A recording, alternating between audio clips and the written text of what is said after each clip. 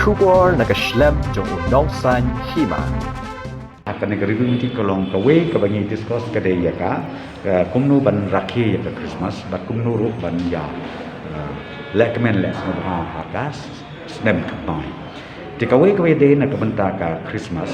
kabangi kren mena na kalian tu pasukan nilai rai ba menta ya katuka bangi ong mansua bangi play ka jaga mani play ni ong tang hapok ka Ïingmane dan hapok ka beli ti rai menta na kabenta ka Christmas nama don ki balang don ki niam ki ba ong balang ni kwa ban pun kam ni don ka kompong ko ba he la ni ka space ko he ti ya kata ni aila ba nak kam ta kan ka Christmas ki don ki balang ki don ki niam ki ba kwa le sen pun kam ha ke jaka nama ka ba he ka kompong ki ba kila ban pun kam ta ti kila ban le la ki jong ki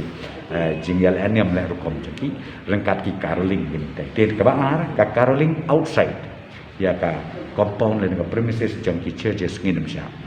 bat katu ka bagi Ïaid nak we ka Shnong ni ka Shnong ka bagi Ïaid ki kali ban let ya ka turu mentaka ti nyimpat Shah nak lihat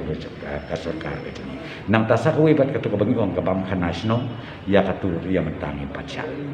kita kita ni rai bat confusion ka sa koi ka salam ka okay thank you Bunsen begini kantam tarik senam matma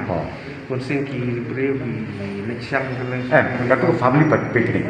nga try kren ko family picnic bagi late bam shalom coba ini kata kamu ini kata kamu ni kini kawan kani ko bunyi kren ko lang kabakya buon ki briu ha kabala na po ko mo pieces pa aspa south pa